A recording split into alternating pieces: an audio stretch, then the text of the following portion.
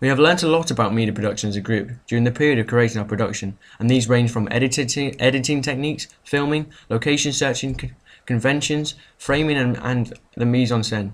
The first thing we learnt was in the pre-production phase of producing our film, as it meant we had to analyse different trailers and openings to find out what they did well, and what were the common elements in all of them. This allowed us to learn about the typical settings and actors that are used normally in thriller productions. We understood that the settings were commonly secluded areas of towns or cities in the middle of nowhere, allowing the crimes to take place easily and without suspicion. This meant we were looking for locations to film our production that had to be relevant to the conventions. We finally decided to film it on the road near the back of one of our houses, but this led us on to learning that the equipment and accessibility must come into fruition if filming is to be viable. But after much deliberation, we moved the setting to an abandoned road at the back of my house. This served as the perfect location, as it was in easy access yet still looked secluded in the middle of nowhere when on camera. We also learned vastly from our analysis that the mise-en-scène of any production is extremely important, and can rely and improve and enhance a shot if some real consideration has been taken into account. We quickly realised that the high-budget production companies could afford to pay for realistic mise-en-scène, unlike us. This caused us to use our initiative and try to get the best looking shot we could with what we had. For example, in the shot of the conversation, we ideally wanted to have forensic suits and police tape to make it look as realistic as possible. However, these were unavailable to buy for obvious reasons. We then looked at other options and came across DIY paper suits used by decorators to protect themselves from getting paint on them. We then bought some dust masks to enhance the look even further. This then left us with the issue of finding some replacement police tape. We resorted to using some red and white striped tape to give us a look of the cordon. We concluded that the setting looked extremely realistic with the amount of props and mise-en-scène we had used, and enhanced the shot massively. The third thing we learnt about, which was also from the analysis of previous and existing texts, was the framing of the shot added a lot to the viewer's experience.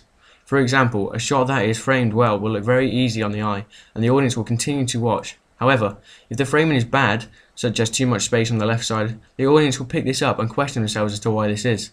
This caused us to understand and constantly think about the composition of a shot during the filming and editing stages of our production. This led us on to learn, however, that if a shot was not framed correctly on set, this could be changed in the editing stage. However, the error cannot be huge, as the software used to edit the film would not be able to frame it how we wanted. We learned that if there was too much space in the shots, they would look empty and sparse and lack focus.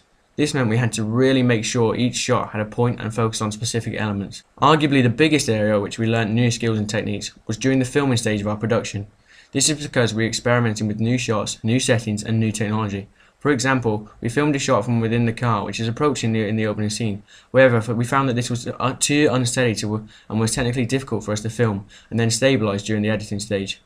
We also learned that lighting massively affected the look of certain shots. This is because if they were too dark, then the meaning and focus would be lost, and the audience would misunderstand what we were trying to portray. However, too much light or too bright light can be too overwhelming, and therefore we had to find balance and angle of lights that suited each shot. One of the most important and influential things we learned was about shot composition. We understood that to make a shot stand out and look really professional, everything within it must be carefully considered. This meant the size of the shot, including where the edges would stop, to make sure that everything we wanted was in the shot. If this wasn't taken into consideration, then the shots would include empty space and irrelevant content. The area that took the longest, however, was the editing stage. This is because of the sheer quantity of shots we had, that we wanted to use all of them. However, due to the 2-minute restriction for the task set, we had to act certain shots. This taught us a lot about analysing shots to see what were good and what were not so good. This means it takes a long time for us to complete this because of the sheer amount of shots we had. We also realised that after storyboarding our production, some of the things we wanted to do in the editing stage were not possible.